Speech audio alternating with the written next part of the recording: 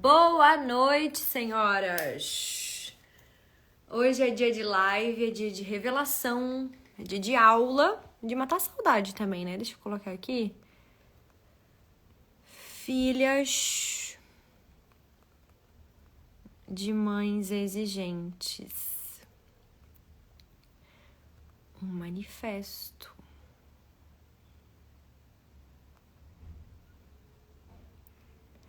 Gente, tava com saudade já de fazer live por aqui. Fazia tempo que não aparecia, né? A gente vai retomar agora nas nossas quartas-feiras a nossa quarta class.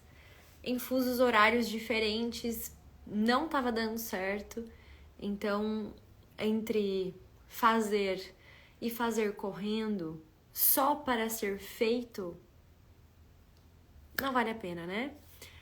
Olha, gente, já tem gente entrando aqui de curioso pra saber, né? Adorei que entrou aqui de curiosa, amiga. Deixa eu arrumar essa luz. O que vai rolar? E o que a gente vai falar aqui dentro dessa live? Só que seguinte, ela só vai ficar salva se a gente bater 1000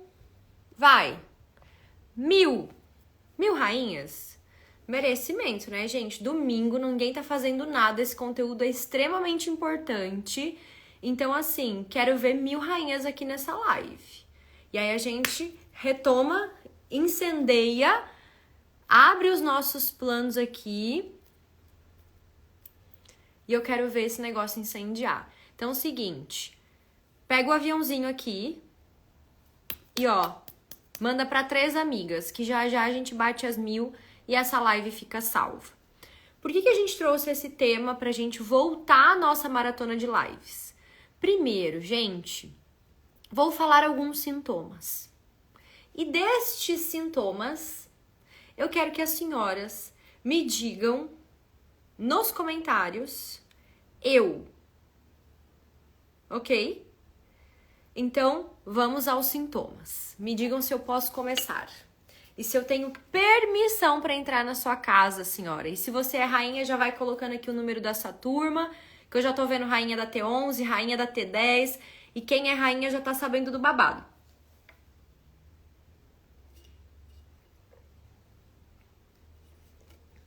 Então, bora lá então.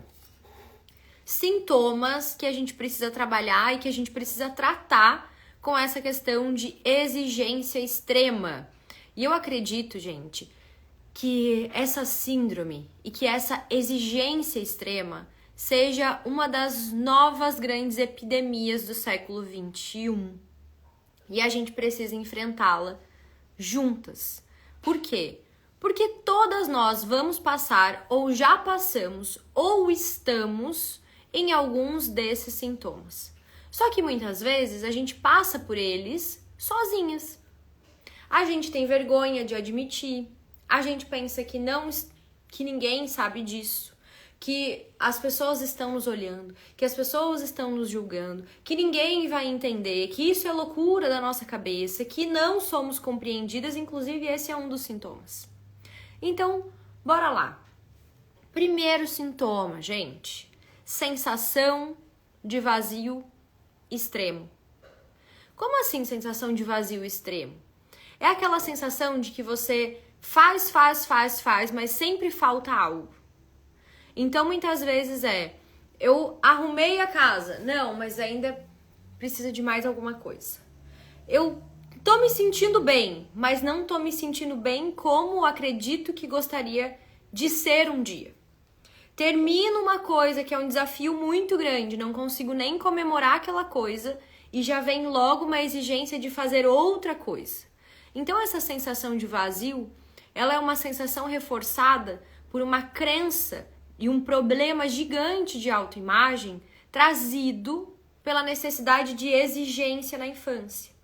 Então, pra gente começar a falar aqui, eu vou falar os sintomas com vocês e depois a gente passa para o que formou isso e depois eu trago para vocês a solução disso, ok?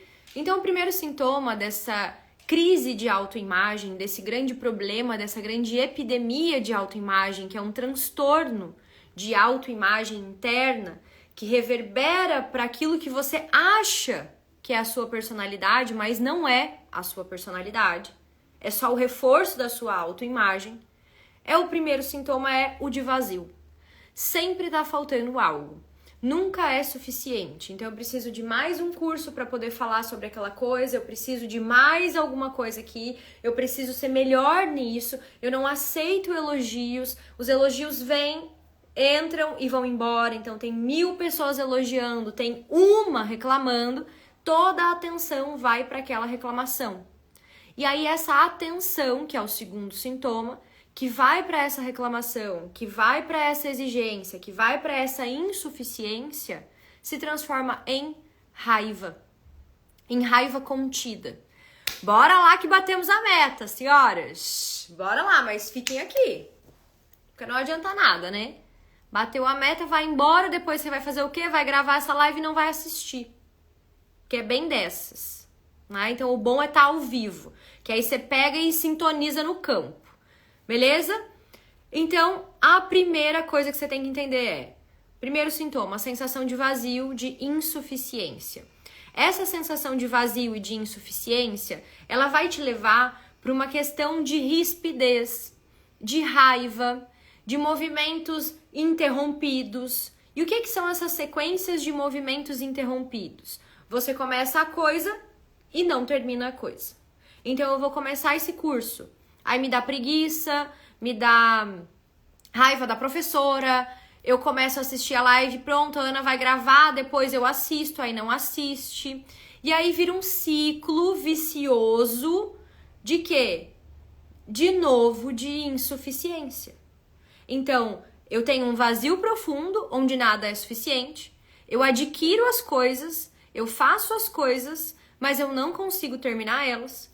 No meio dessas coisas, me dá o quê? Cansaço, sono, raiva, procrastinação, eu vou comer, eu vou fazer qualquer coisa, eu vou tomar água, eu vou fingir que nada é nada, eu vou dormir, me dá sono, eu brigo com alguém, eu arrumo uma treta com alguém, eu sinto que tem alguém me vigiando, que tem alguém esperando, e eu começo a me autopressionar, e nessa autopressão, eu saio, eu deixo a coisa pelo caminho, e aquela coisa pelo caminho se transforma o quê? Em cobrança.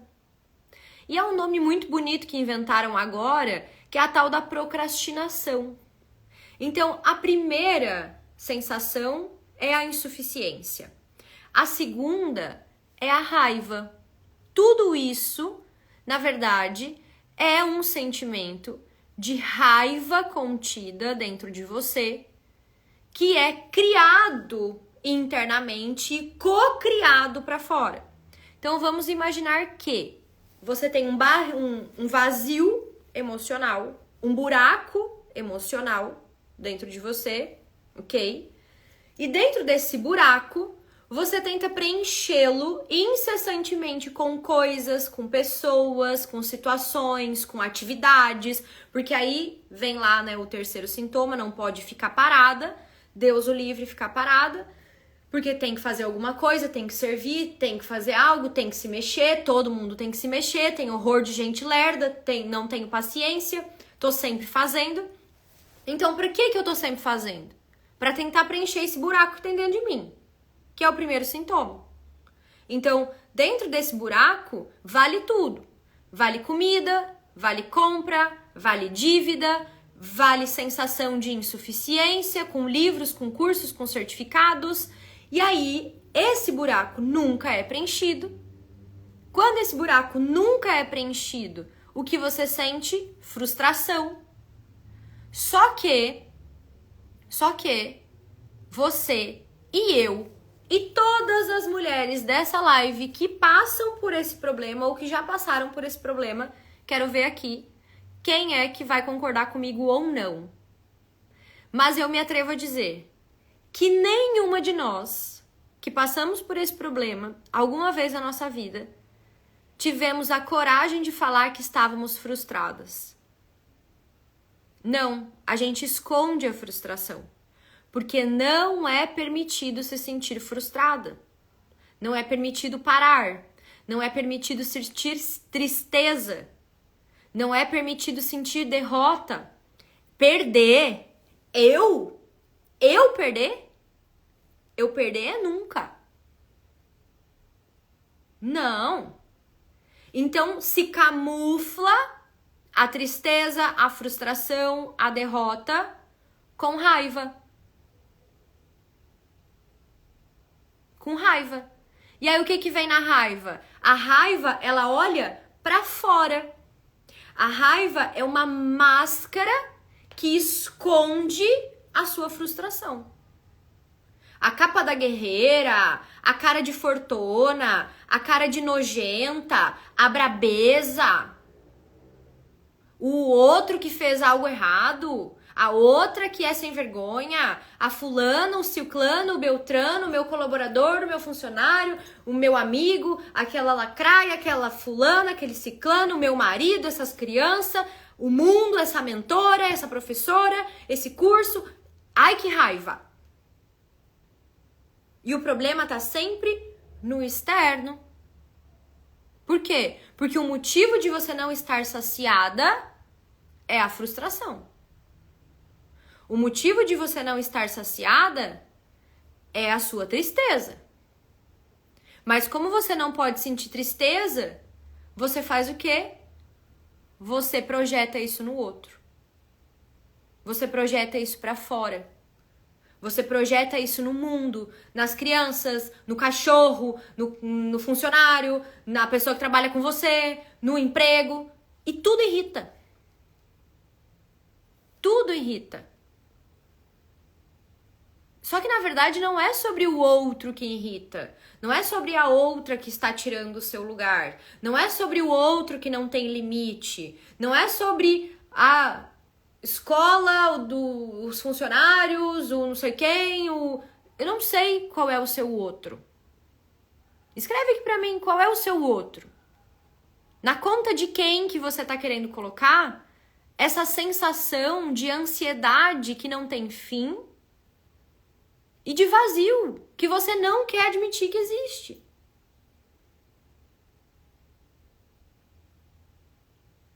Porque enquanto a gente não admitir que existe um vazio, que existe um buraco, que existe uma exigência insana, vai sempre alguém pagar o pato. E aí coloca isso na sua cabeça e veja que toda a semana, todo o mês, só trocam os personagens que te fazem mal. Só troca o agressor. Só troca quem te persegue. Só trocam os nomes. Mas aí essa raiva tá sempre, sabe? Sempre indo pra fora. E aí? E aí vem o terceiro sintoma. Se o primeiro então é insatisfação, o segundo é raiva, o terceiro sintoma é o quê? Contenção. Contenção. E o que é a contenção? É a raiva contida. É a rigidez. Por quê? Porque ao mesmo tempo em que você sente essa sensação de sai todo mundo, eu não aguento mais, eu não preciso de ninguém, eu devia estar cuidando da minha vida, eu só não atingi o meu sucesso, eu só não atingi o meu objetivo, eu só não fiz o que eu tinha que fazer porque tal coisa, ou tal pessoa, ou tal situação, ou tal alguma coisa externa impediu. Só que para não perder essa mesma coisa, que é a coisa pela qual você reclama, presta atenção nisso, para não perder a coisa ou a pessoa pela qual você reclama, você se contém. E aí, dentro da psicanálise, a gente tem mais de 10 tipos de estratégias de sobrevivência que Freud elencou. Mas a que a mulher mais usa, convenhamos. Existe a projeção, que é essa questão de olharmos para o outro e a raiva e tudo mais. Isso é uma estratégia de proteção do nosso ego, que é para quê? Pra gente não olhar pra gente, então vamos olhar pra fora e vamos projetar no outro a raiva que eu tenho interna minha. E já já vocês vão descobrir de quem, porque não é sua, é de alguém bem importante pra você. Eu começo a desenvolver estratégias de sobrevivência. E uma das mais comuns para as mulheres são as somatizações. Então, o que são as somatizações? Vai tudo pro corpo. O corpo aguenta. E aí o corpo paga. Então eu vou engolir as minhas emoções. Eu vou comer as minhas emoções. Eu vou enrijecer. Eu vou ter dor. Eu vou ter enxaqueca.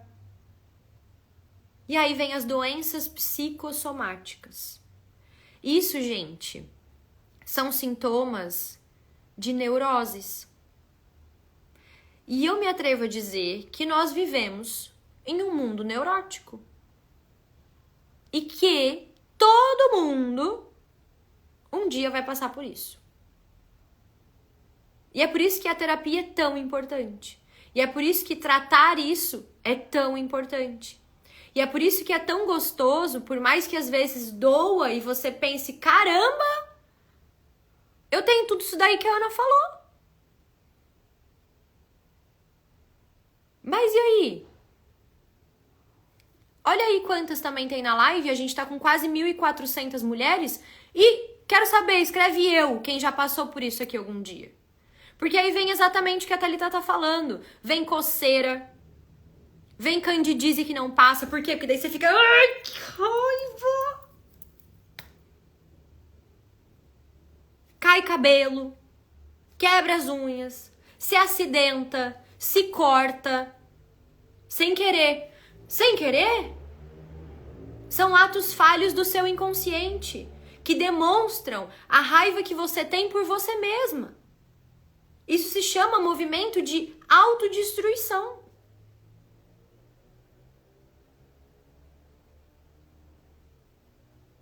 Que vem dessa sensação de nada é suficiente.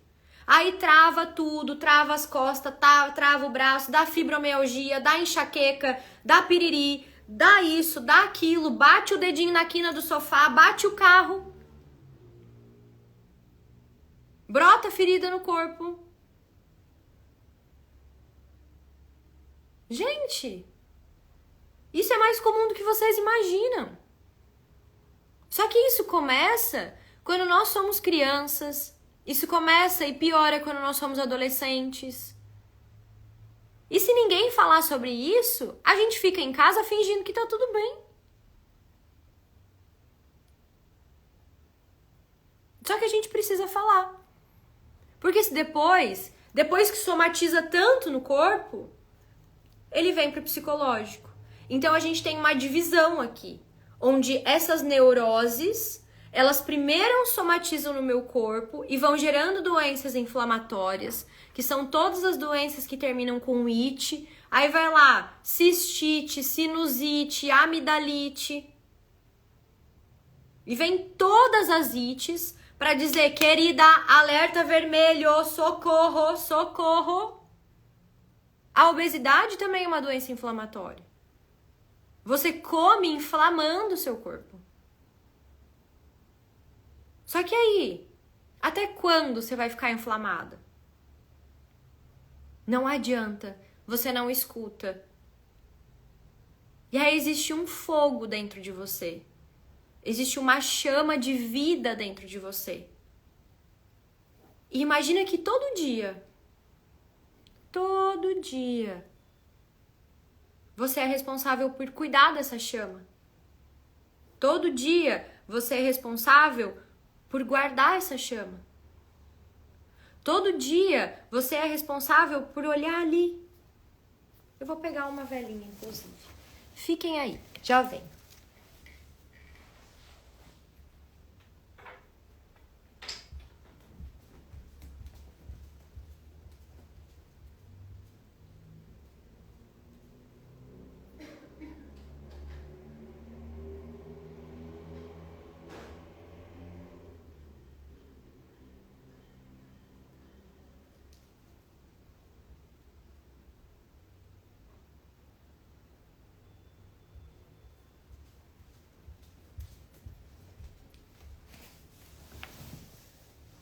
todo dia. E tá lá, né? É bíblico.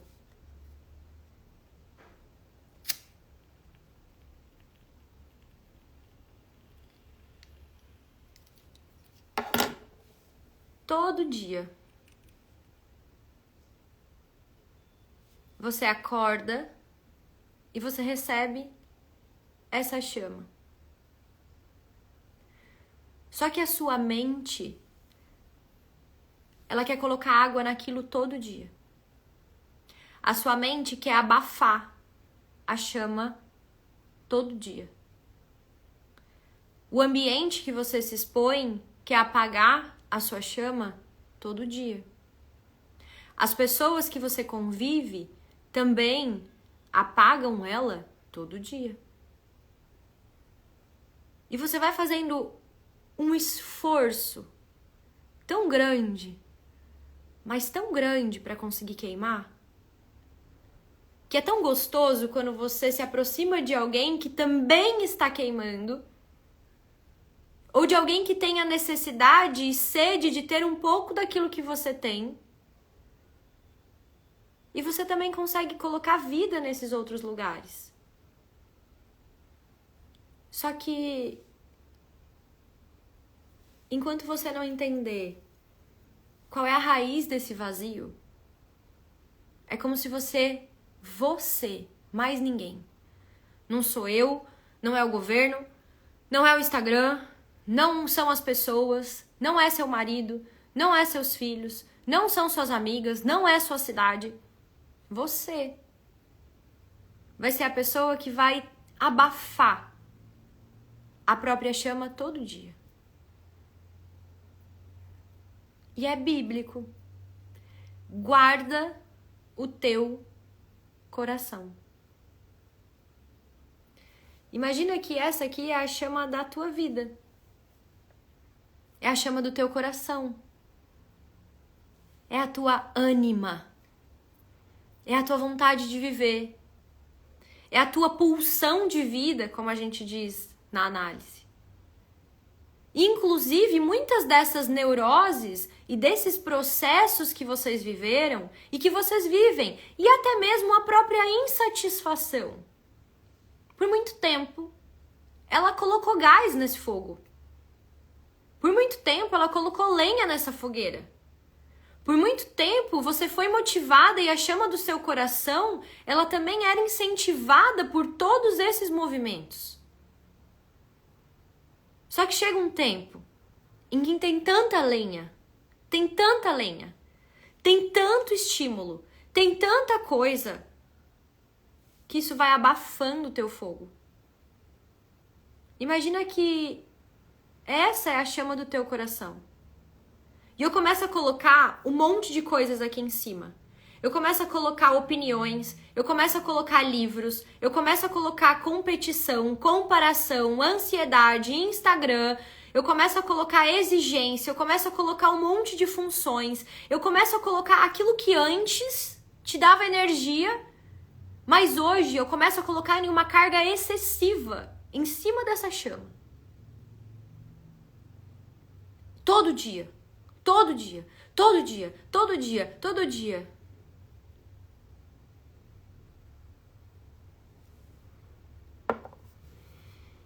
Ela vai apagar. E às vezes vai ser brasa. E às vezes você vai se juntar com outras mulheres, porque mulheres se curam com mulheres. E você vai olhar para alguém que tem uma chama muito grande de vida e vai dizer: eu quero isso. E por alguns minutos, alguns momentos, você vai estar com essas pessoas e você vai incendiar. Você vai se conectar com o poder do Divino Espírito Santo, você vai se conectar com Deus, você vai se conectar com a natureza e você vai incendiar de novo o seu coração. Mas se você não guardar ele, se você for a sua pior inimiga, se você continuar colocando um monte de lixo e de tralha em cima da sua chama, você vai morrer em vida. E não existe nada pior para uma mulher E eu sei do que eu tô falando, porque pra mim, motivação é tudo. E se eu não tenho motivação, um motivo para a ação, não faz sentido. Por muitos anos, pra mim, o motivo para a ação era o fazer. E talvez para vocês também, porque esse é um mal, que também é bem, de filhas de mães exigentes. Essa insatisfação, essa sensação de vazio, de que sempre tem que fazer mais, de que tem que dar mais, de que talvez uma pessoa em milhões não ficou satisfeita, de que, meu Deus do céu, o que vão fazer? Aquela palpitação e precisa, e obrigada, não fiz mais que minha obrigação e bora e vamos continuar. Isso por muito tempo me motivou. Me motivou a já ir na frente, a gerar crédito no universo, a fazer, porque assim, se eu baixasse a minha cabeça e fizesse, eu tinha imaginariamente, um lugar de segurança. Até que eu entendi que esse fazer era ilusório. Que eu colocava dentro do fazer a minha garantia de existência. Eu só existo e só presto se eu estiver fazendo algo por alguém. Porque foi assim que eu aprendi com as mulheres da minha família. Que elas cozinhavam e comiam depois que todo mundo comeu. Porque eu chegava em casa da escola e se a minha mãe chegasse depois e eu tivesse sentada, eu não valia nada. Você não vale nada. Você não me ajuda.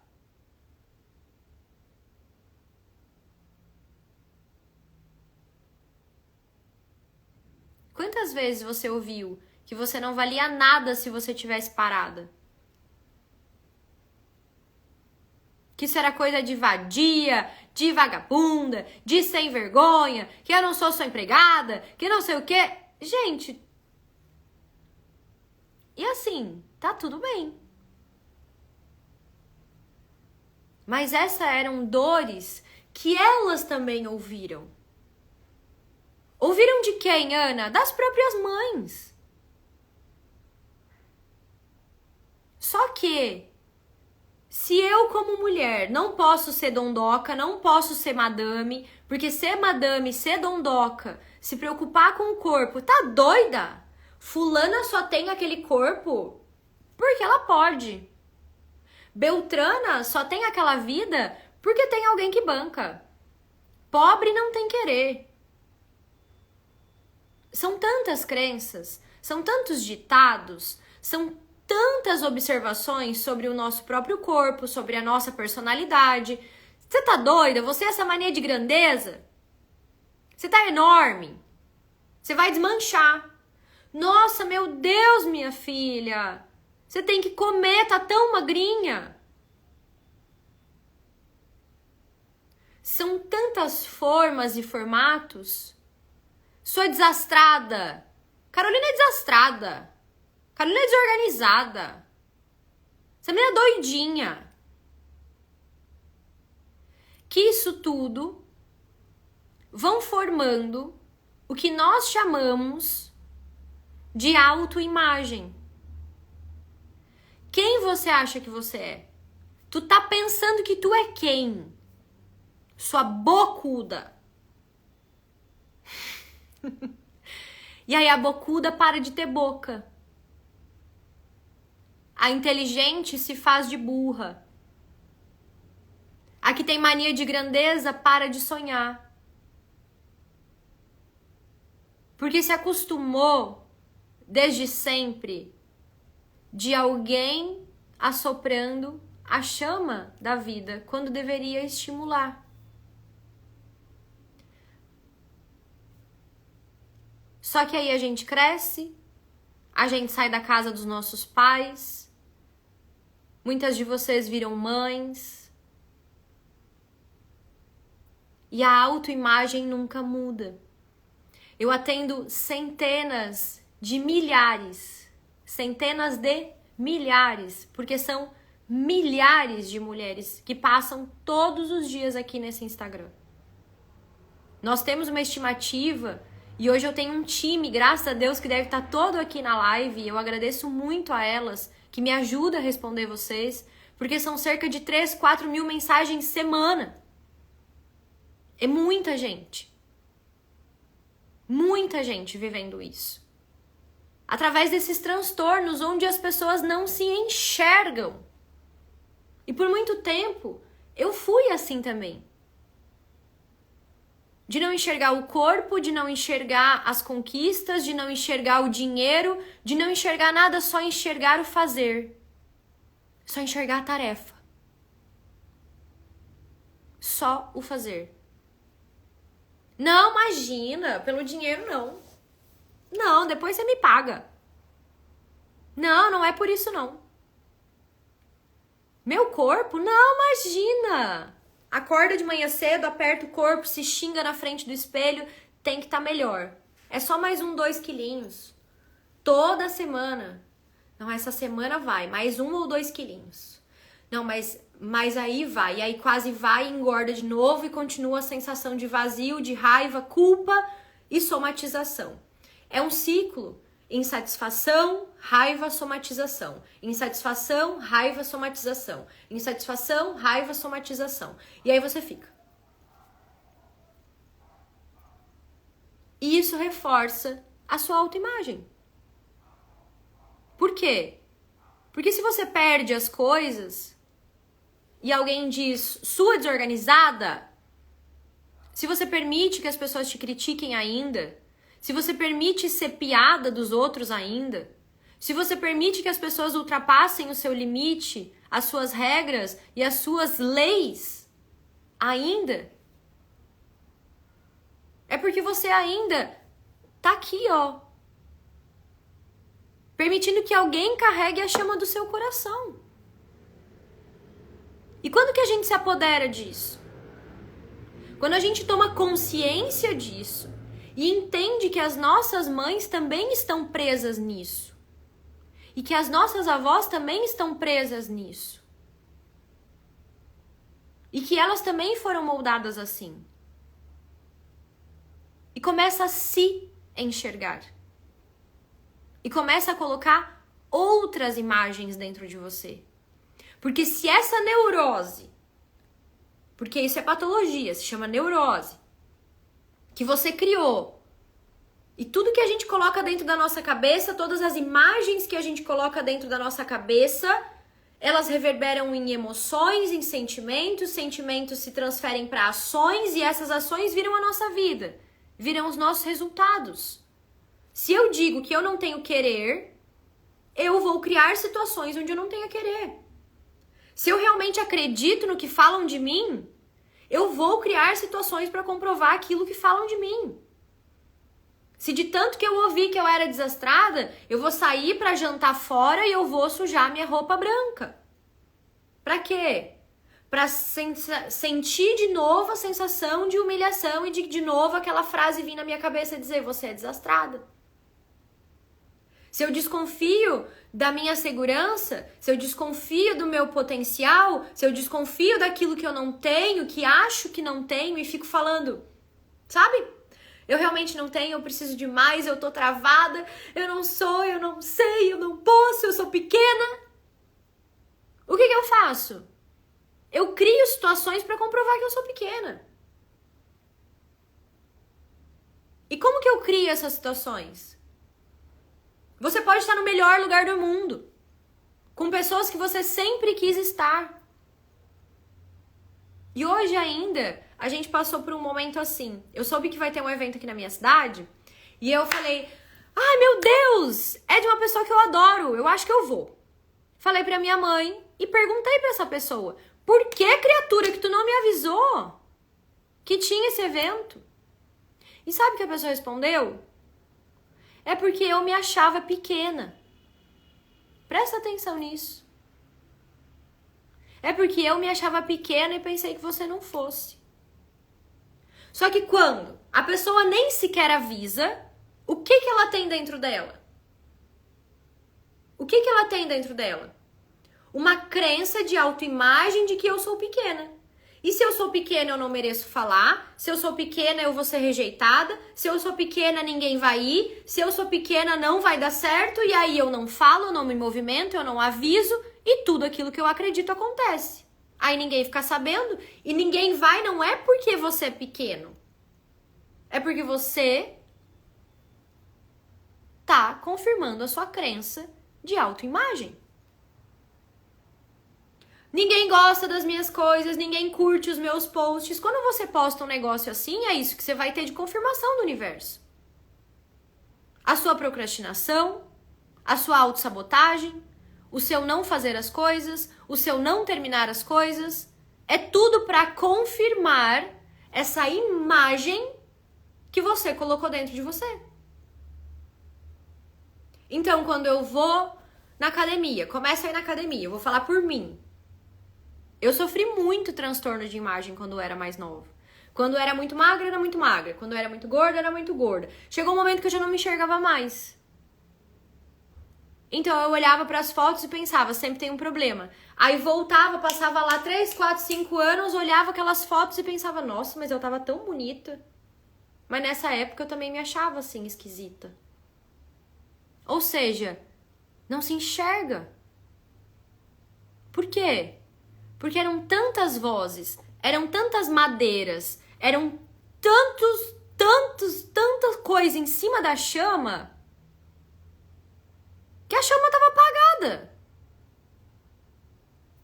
E quando eu falo dessa chama, eu falo do que a gente chama de corpo. Do nosso corpo, da nossa ânima, da nossa vida, da nossa matéria, da nossa casa, da nossa identidade.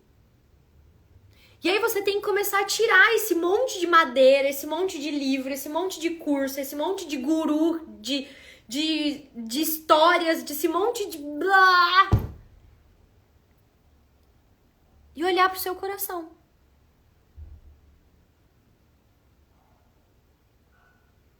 E olhar pra dor que esse coração tem.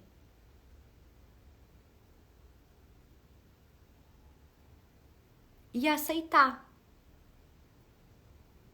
a sentir, se olhar no espelho, se querer bem,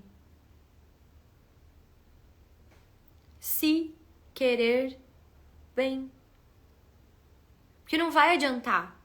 E essa foi uma neurose que eu entrei aqui como mentora, que eu falava assim, gente, mas eu não vendo curso. Eu construo movimento de comunidade. Eu não me vejo como uma vendedora de cursos. Eu não me vejo como alguém que, bora lá, vamos fazer lançamento, é isso e aquilo, não sei o que. Não, essa não é a minha missão, essa não é a minha autoimagem. A minha autoimagem é diferente. A minha autoimagem é de transformação, é de impacto global.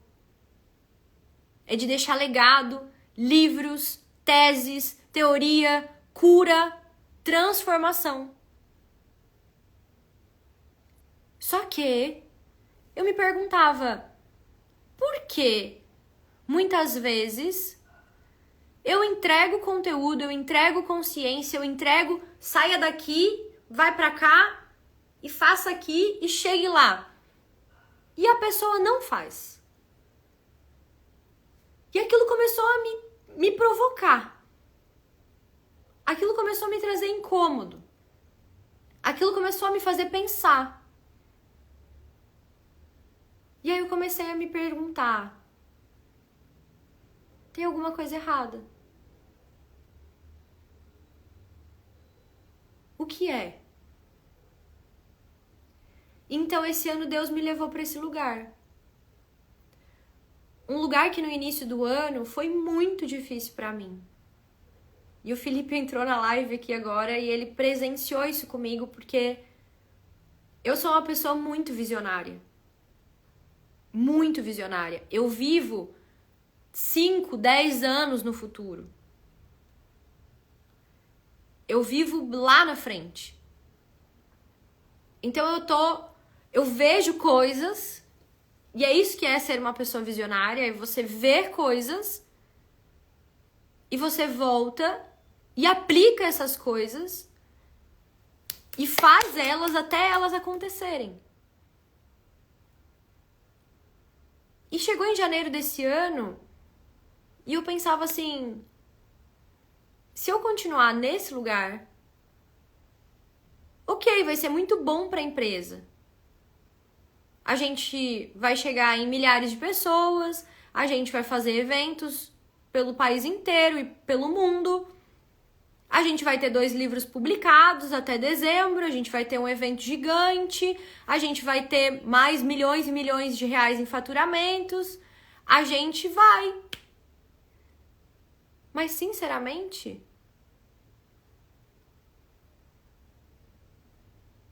não dava fogo, não. Não trazia fogo, não trazia lenha pro meu coração. Não só. E eu não faço nada que não seja guiado pelo meu coração. Eu não faço nada que não seja guiado por esse tesão, por essa chama, por esse movimento. Porque é isso que faz com que eu trabalhe, durma, acorda, vá para um lado, vá para o outro, responda, crie e movimente. É o que vem daqui. Se for só aqui, não faz sentido. Precisa vir daqui. E eu fiquei me batendo, literalmente, mentalmente, para entender cadê? Cadê? Sabe? Cadê? Cadê o rolê? Cadê o fogo desse ano? Pra onde eu vou? E aí eu falava com Deus, já é meio de janeiro. O povo da empresa tá querendo que a gente... São 30 e poucos colaboradores, são milhares de alunas, as pessoas estão pedindo coisas e cadê? Eu não quero só mais o que eu fiz ano passado, não, eu preciso de outra coisa. E aquilo me levou para um lugar que eu fiquei, sabe? Cadê o fogo? E aí eu fui atrás dele. E aí eu fui pra Bahia, pra uma aldeia indígena. E aí depois a gente foi pro Peru pra me reconectar com as minhas raízes, pra ficar em silêncio, pra me retirar. Eu diminuí a quantidade de stories, eu comecei a fazer mais posts dentro do feed e fui me permitindo diminuir. Porque eu precisava me ouvir. Eu precisava ouvir a voz de Deus dentro de mim. Eu precisava tirar o entulho. Eu precisava tirar os olhos, a exigência. Eu precisava tirar o acúmulo. Eu precisava só me ouvir. E aí eu entendi o que vocês sentem. E eu entendi por que Deus me colocou naquele lugar, porque desde criança, desde que eu nasci, eu nunca tinha entrado naquele lugar. Eu sou uma pessoa extremamente criativa. Só que eu era criativa por necessidade. Eu era criativa por necessidade antes. Porque eu precisava criar coisas para não olhar para a dor de muita coisa que estava acontecendo dentro da casa, do ambiente, das mudanças e tudo mais. E depois que a necessidade passa, você precisa ter algo genuíno do seu coração. Porque aí não é mais sobre necessidade, é sobre propósito. E aí eu entrei nesse lugar. E foi nesse lugar que eu entendi que não adiantava porra nenhuma, desculpem a palavra, eu entregar 1.500 livros, neurociência, epigenética, física quântica, constelação familiar, o Espírito Santo pra vocês, se vocês estavam com a porcaria do coração lotado de tralha. E era por isso que muitas vezes vocês não executavam. Não chegava ali. Não entrava no coração. Não queimava, não movia. Por que não movia? Porque não tinha fogo. E aí eu comecei a entender que tudo fazia sentido, que eu precisava falar sobre isso, que eu, tão visionária, precisava vir aqui e falar, olha gente, tava sem visão. E entendi. E entendi o que tinha acontecido. E reavivar. Reavivar. Trazer a chama de volta para vocês. E a cura veio muito clara. E por que a gente está falando sobre filhas de mães exigentes aqui? Porque foi assim que começou a minha missão. E foi por essa razão que eu fiz tudo o que eu fiz e que eu sou muito do que eu sou. Por conta da exigência que me acompanhou e vai me acompanhar até o último dia da minha vida. Por conta das minhas feridas. E as feridas do feminino, elas têm uma única raiz. Porque qual é o buraco? Qual é o buraco que faz com que você destrua a sua autoimagem? Qual é o buraco que faz com que você se olhe no espelho e não veja o seu próprio corpo? Qual é o buraco que faz com que você não se permita ser mais bonita, ser mais gostosa, ser mais rica, ser mais feliz? Do que quem?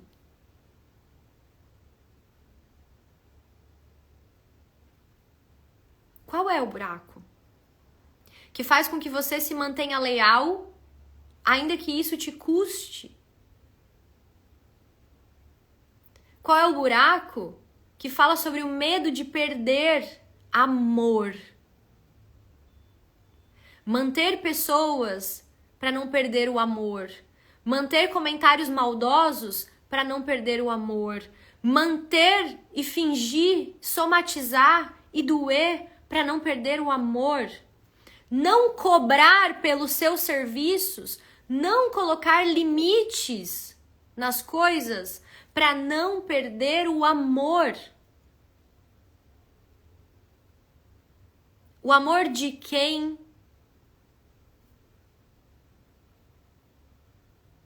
O amor de quem?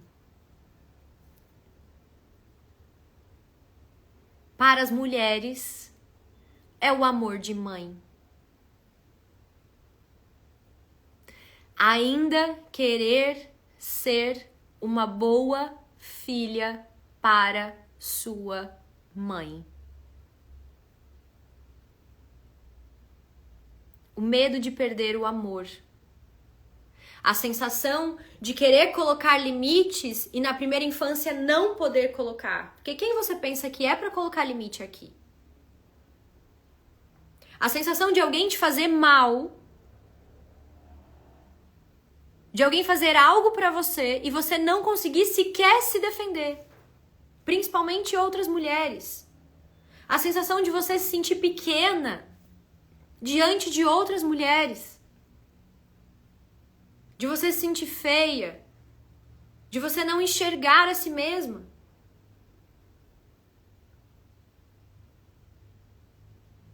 A raiz de tudo isso é a relação que você tem com a sua mãe. É a forma com que você viu ela e não com que ela te tratou, mas a forma com que você viu ela. Porque é a forma com que recebemos afeto da nossa primeira parceira de vida. É a forma com que vimos o nosso feminino tratar o próprio corpo. É a forma com que a gente viu elas sendo tratadas por outras mulheres. E nós vivemos em uma sociedade onde há pouquíssimo tempo as mulheres têm voz, as mulheres têm identidade, as mulheres têm dinheiro. E isso não diz respeito à sua mãe. Porque todo mundo aqui, nessa live, já tem mais de 18 anos. Então, é responsabilidade sua acolher sua criança. Caso contrário, você vai ficar presa nessa neurose e nesse ciclo de exigência sem fim, sempre culpando alguém pelo seu problema. Se você caiu aqui nessa live, chegou a hora de você tomar conta do teu próprio coração. Chegou a hora de você tomar conta da tua própria chama de vida. Chegou a hora de você se permitir brilhar. Chegou a hora de você se permitir incendiar. Chegou a hora de você sim se deixar ser vista. Chegou a hora de você se apoderar do seu corpo, se apoderar da sua chama, se apoderar do seu coração, se apoderar da sua casa, se apoderar do seu trabalho e sim, queimar. Queimar, se for preciso. Chegou a hora de você centrar, se reconectar, guardar o teu coração, guardar quem você é, se escutar. Porque foi essa chama aqui que fez com que eu construísse absolutamente tudo o que eu tenho hoje. Que fez com que eu escolhesse as minhas relações, que faz com que eu tenha criatividade, que faz com que eu leve as coisas adiante, que faz com que eu acredite na minha palavra, que faz com que eu fale coisas sem medo para 1.000, 2.000, 5.000, 10.000 pessoas e as pessoas vêm, Ana, o que você falou? Não sei. Mas se saiu da minha boca, eu confio. Porque eu confio no meu coração. E eu confio no poder do Divino Espírito Santo. E no coração, no sagrado coração, que cada uma de nós carrega. E essa é a diferença de uma mulher adulta para uma criança. Infelizmente, nós vivemos em uma era onde nós temos adultos, corpos de adultos, mas mentalidades de criança. E como que a gente resolve isso? Como que a gente cura isso, Ana? Como que a gente trata todos esses sintomas? O primeiro deles é tratado quando a gente é acolhida por outras mulheres. Depois, terapia. Mas estar entre mulheres, parar de fugir da dor, se apoderar do seu próprio coração, entender que chegou a hora de fazer alguma coisa com isso, que chegou a hora de eu estar em um círculo de mulheres e me sentir bem com outras mulheres, que eu posso confiar em outras mulheres. Por quê, gente? Porque a gente não se enxerga. E nós, mulheres, tendemos a projetar nas outras aquilo que nós somos. Se eu não confio e eu sou desconfiada, é porque eu sou insegura, eu não confio em mim. Se eu quero tudo sob meu controle, é porque eu sou controladora. E se eu sou controladora, por quê? Porque eu tenho medo. Então, as coisas externas só vão acontecer se antes elas forem internas. E a primeira relação que eu tenho com outra mulher é a relação que eu tenho com a minha mãe. E para eu desenvolver a minha identidade, a minha personalidade, ser quem eu sou, eu preciso ter permissão para ser quem eu sou na frente dela. E para ser quem eu sou na frente dela, eu preciso também ser quem eu sou na frente de outras mulheres. Eu preciso não ter medo de me expor na frente de outras mulheres. Eu preciso cobrar também na frente de outras mulheres. Eu preciso aprender a dar limites na frente de outras mulheres. Eu preciso saber quem eu sou sem me perder na frente de outras mulheres. E essa é a grande cura que o movimento do feminino moderno proporciona. A gente tem dentro dos nossos eventos mulheres de 20 a 80 anos.